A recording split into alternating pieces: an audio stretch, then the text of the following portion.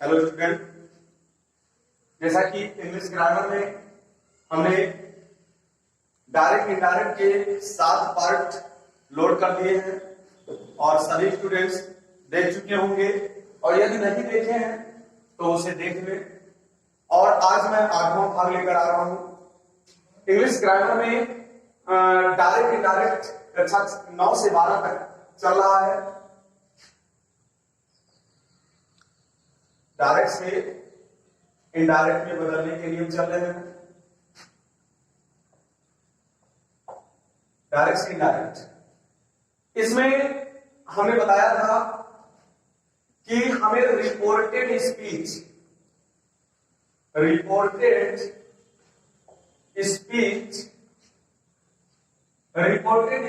के हमें सेंटेंस पर ध्यान देना होगा, और रिपोर्टेड स्पीच के सेंटेंस को ध्यान देने की हमने बात की थी। और हमने बताया था सेंटेंस जो होता है वो 5 प्रकार का होता है, जिसमें पहला है असर्टिव, दूसरा है इंट्रोगेटिव, तीसरा है इंपरेटिव, चौथा है ऑप्टेटिव और 5वां है एक्सक्लेमेटरी। ठीक है, इसमें हमने असर्टिव के रूल पूरे बता दिए हैं, जो 7 पार्ट में हमने लोड किया है वीडियो को, और असर्टिव के पूरे नियम उसमें हो गए। आज मैं शुरू करूंगा डायरेक्ट से इनडायरेक्ट में बदलने के नियम को। जब रिपोर्टेड स्पीच इंट्रोगेटिव में, तो आज मैं इंट्रोगेटिव के नियम को शुरू कर रहा हूं, और सभी स्टूडेंट्स इसको ध्यान से पढ़िएगा, और जहां भी नहीं समझ में आएगा उसे जरूर पूछना। देखिए, इसमें पहला रूल है कि जब रिपोर्टेड स्पीच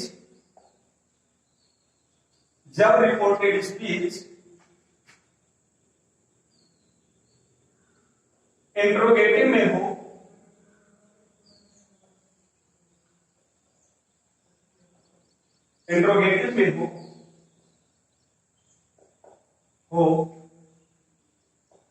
तो डबल इन्वर्टेड कामा हटाने के लिए, जैसा कि हमने पिछले असर्टिव सेंटेंस में हमने बताया है कि जब रिपोर्टेड स्पीच असर्टिव में होगा तो तुम्हें डबल इन्वर्टेड कामा हटाने के लिए दोनों के, रिपोर्टेड स्पीच और रिपोर्टिंग वर्ब दोनों के बीच में तुम्हें दैट का प्रयोग करना है। ऐसा हमने पहला नियम बताया। लेकिन आज ये जो है रिपोर्टेड स्पीच जब इंट्रोगेटिव में हो तो उसका नियम चल रहा है, यानी इंट्रोगेटिव का पहला नियम है कि दोनों डबल इन्वर्टेड कामा हटाने के लिए हमें जो है 2 चीजें प्रयोग करना है, या तो हम इफ करेंगे और या तो हम वेदर का प्रयोग करेंगे। या तो हम इफ का प्रयोग करेंगे या तो वेदर का प्रयोग करेंगे। हम इफ या वेदर में से कोई एक प्रयोग कर सकते हैं, केवल वेदर के लिए कुछ कंडीशन होता है, उसको हम लास्ट में बताएंगे। ठीक है, अधिकतर स्टूडेंट इफ का प्रयोग करते हैं और इफ का ही प्रयोग लगभग करेंगे। ठीक है, तो ये हमारा पहला नियम। दूसरा नियम है इंट्रोगेटिव का कि रिपोर्टिंग वर्ब की बात अगर करें तो रिपोर्टिंग वर्ब में हमने बताया था कि रिपोर्टिंग वर्ब में सेड के परिवर्तन को हमने बताया था दूसरे नियम में, असर्टिव सेंटेंस जब होगा। लेकिन जब इंट्रोगेटिव होगा तब रिपोर्टिंग वर्ब में जो सेड होगा वो किस में बदलेगा?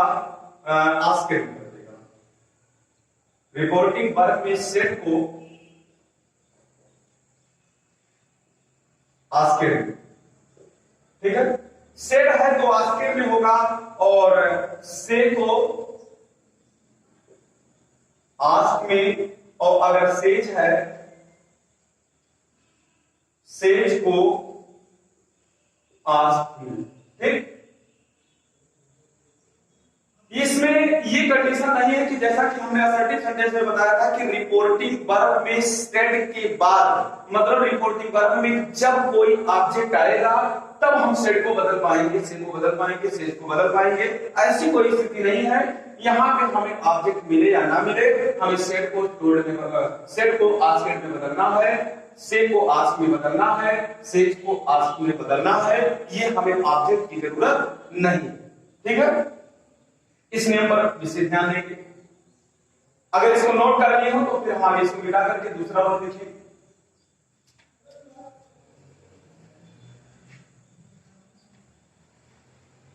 तीसरा रूल इसका यह है कि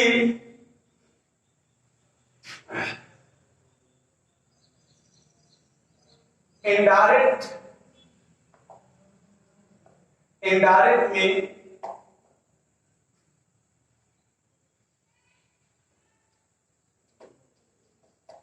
इंट्रोगेटिव से, यानी जो जब हम इनडायरेक्ट बनाएंगे तो सेंटेंस जो इंट्रोगेटिव होगा उस इंट्रोगेटिव से हम क्या करेंगे, इंट्रोगेटिव से असर्टिव में बदल देंगे। असर्टिव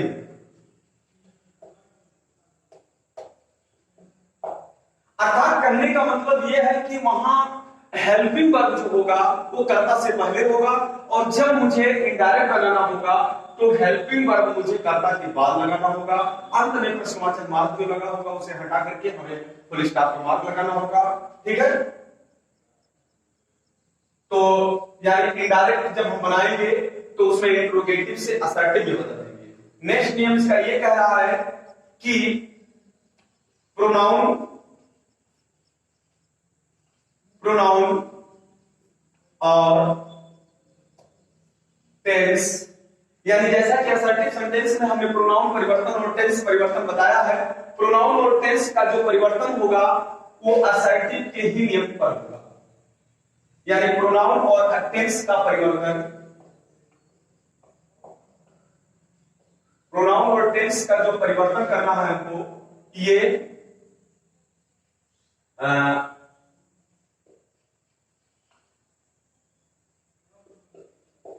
असर्टिव के ही जैसा करना है, असर्टिव के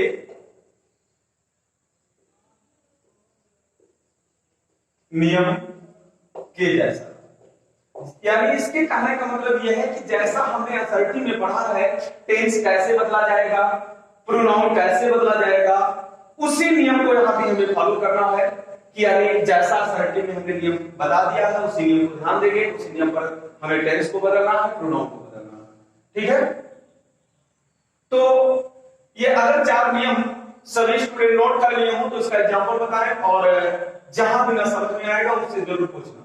इसका एग्जांपल हम दे रहे हैं कि जैसे he said double dot comma,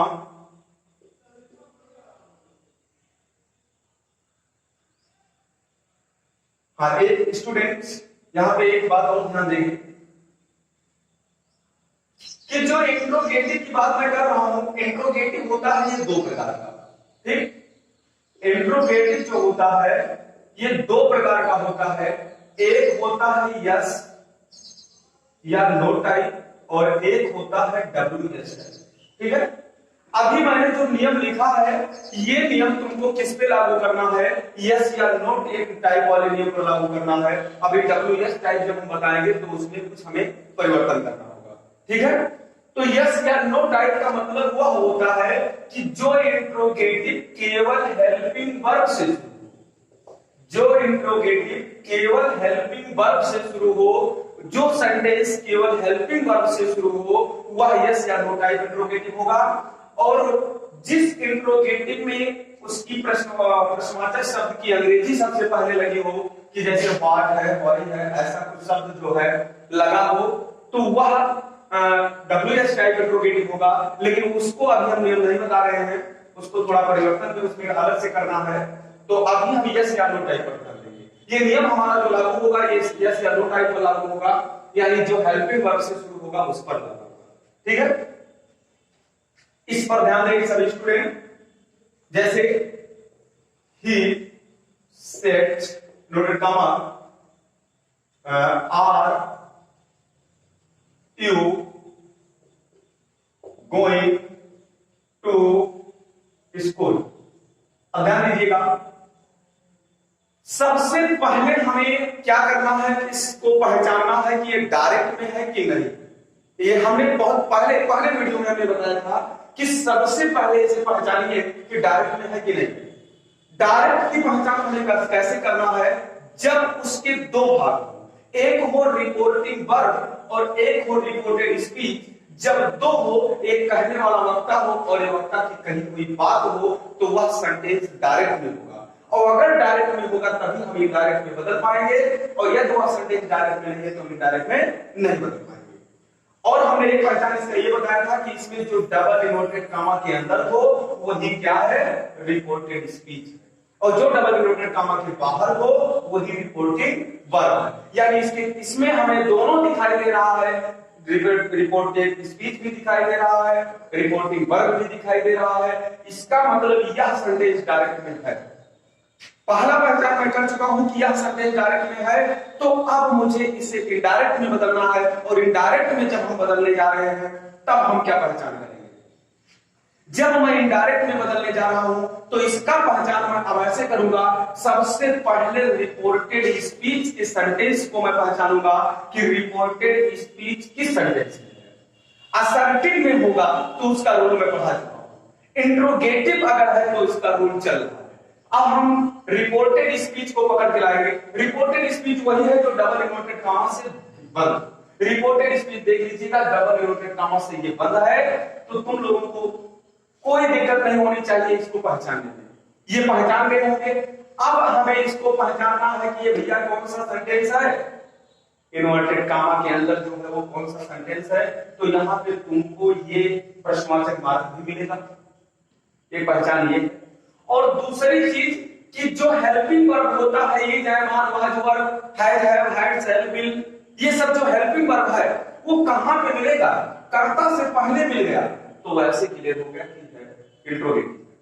यानी यहां पे आर जो लिखा है ये कहां है, क्यू से पहले है, इसका मतलब कि ये इंट्रोगेटिव है। अगर टेंस थोड़ा बहुत पढ़े हैं तो ये तो क्लियर है कि पहचान सकते हैं कि इंट्रोगेटिव है। अब ये इंट्रोगेटिव किस टाइप का है, यस या नो टाइप का है या डब्ल्यूएस टाइप का है, इसको भी मुझे ध्यान देना है। अगर केवल हेल्पिंग वर्ब से शुरू है तो यस या नो टाइप का है, लेकिन अगर इसके पहले प्रश्नवाचक की अंग्रेजी भी लिखी है तो डब्ल्यूएस टाइप है। भैया ऐसा कुछ नहीं है कि यहां प्रश्नवाचक की अंग्रेजी लिखी हुई है, केवल हेल्पिंग वर्ब से शुरू है, इसमें तो कोई डाउट नहीं है। अब इसको हमें इनडायरेक्ट में बनाना है। हमने अभी पहले रूल में, अभी भी इसी वीडियो में हमने लिखा है कि अगर इंट्रोगेटिव रिपोर्टेड स्पीच है तो तुम्हें डबल इनवर्टेड कामा हटाने के लिए दोनों के बीच में भैया क्या करना है, सबसे पहले इफ लगा दीजिए। क्या कर दीजिए, इफ लगा दीजिए। ये पहला रूल कर रहा है। दूसरे रूल पे मैंने लिखा है कि सेड को हमें टोल्ड में बदल देना है। इसमें ऐसा कुछ हमें देखना नहीं है कि कर्म है कि नहीं है, ये तो असर्टिव में हमें देखना है। तो यहां सेड को मुझे किसमें, आस्क्ड में बदल देना है। किसमें बदल देना है, आस्क्ड। और टोल्ड में कब बदला जाता था, जब असर्टिव सेंटेंस रिपोर्टेड स्पीच होता था। लेकिन ये इंट्रोगेटिव है तो यहां पर हमें इफ लगाना है, यहां आस्क्ड में बदलना है। ये दो चीजें हमें कर देना है, बाकी ही तो हम उतार देंगे। यहां तक मैं बता चुका। उसके बाद मैंने लिखा है तीसरा रूल, इनडायरेक्ट में जब हम जाएंगे, यानी डायरेक्ट से इनडायरेक्ट जब बनाएंगे तो इंट्रोगेटिव से असर्टिव में बदल देंगे। इसके कहने का मतलब जो ये सेंटेंस इंट्रोगेटिव में है, इसको मैं किस में कर दूंगा, असर्टिव में कर दूंगा। और असर्टिव में जब करूंगा तो सबसे पहले कर्ता आएगा, हेल्पिंग वर्ब कर्ता के बाद चला जाएगा। तो सबसे पहले कर्ता लेकर आइए, कर्ता यू है। हाँ, एक चीज यू आ गया, प्रोनाउन और टेंस का परिवर्तन भी असर्टिव के ही नियम पर है। तो भैया प्रोनाउन का परिवर्तन मैंने बताया है कि कर्ता यानी आई बी, इसको मैं सब्जेक्ट के अनुसार बदलूंगा, और यू को ऑब्जेक्ट के अनुसार बदलूंगा। यानी यही तीन चीज केवल बदले जाएंगे। ये अगर वीडियो नहीं देखे तो मेरा जो दूसरा या तीसरा पार्ट वीडियो देख लें, उसमें पूरी अच्छी तरह से समझाया गया। तो यू को भैया बदलना होगा, यू को ऑब्जेक्ट के अनुसार बदलना है। लेकिन तो भैया कोई ऑब्जेक्ट नहीं मिला, अब क्या करेंगे, कोई ऑब्जेक्ट नहीं मिला है तो हम यहाँ पे कोई थर्ड पर्सन ऑब्जेक्ट मानेंगे। ठीक है, थर्ड पर्सन ऑब्जेक्ट मानेंगे। थर्ड पर्सन को क्या मानेंगे, ही मिल जाएगा। यानी अगर थर्ड पर्सन मैं ऑब्जेक्ट मानता हूं तो मुझे ही मिलेगा, यानी यू की जगह पर मैं क्या लिख सकता हूं, ही। ठीक, उसके बाद अब यहाँ पे भैया हम ये कर्ता तो लिख चुके हैं। अब इसके आगे मुझे हेल्पिंग वर्ब लिखना है। यहां नियम लिखा है प्रोनाउन और टेंस दोनों परिवर्तन करना है असर्टिव के नियम पर। तो भैया प्रोनाउन का भी परिवर्तन मैं कर चुका हूं, तो टेंस का भी तो हमें परिवर्तन यहां भी करना है। और टेंस का परिवर्तन कैसे करना है? रिपोर्टिंग वर्ब अगर पास्ट टेंस में होगा तो उधर टेंस में बदला जाएगा। रिपोर्टिंग वर्ब ये स्टेट है यानी दूसरी अवस्था है, तो ये कह रहा है जाइए टेंस में बदल दीजिए। यहां इधर टेंस में हमको बदलने का आदेश मिल गया है। अब क्या करेंगे? इस टेंस को पहचान लेते हैं किस टेंस में है। आर मिल गया तो भैया प्रेजेंट टेंस, आईएनजी मिल गया तो कंटीन्यूअस, प्रेजेंट कंटीन्यूअस है, इसमें कोई डाउट नहीं। अब प्रेजेंट कंटीन्यूअस को हम किस में ले जाएंगे? हमने इसको दूसरे ही वीडियो में पढ़ा दिया था। प्रेजेंट कंटीन्यूअस को मैं पास्ट कंटीन्यूअस में ले जाऊंगा, तो पास्ट कंटीन्यूअस की हेल्प पर वाज क्या वर्ब हो जाती है। वाज हो गया, उसके बाद गोइंग लिखेंगे और उसके बाद टू स्कूल लिखेंगे और कुछ उसमें बदलना ही नहीं। ठीक, यहां full stop. He asked if he was going to school। ठीक है, और इसमें और अधिक से अधिक नियम तुम लोग कर सकते हो। जहां भी और कोई समस्या हो उसे पूछ सकते हो, और इसके आगे मैं एग्जांपल भी करवाऊंगा, और इसमें और जो भी कुछ WS टाइप का रूल है उसको भी मैं नेक्स्ट वीडियो में बताऊंगा। ठीक है, आगे सभी लोग पढ़ते रहें, जहां भी कोई समस्या हो उसे कमेंट करके पूछते रहें।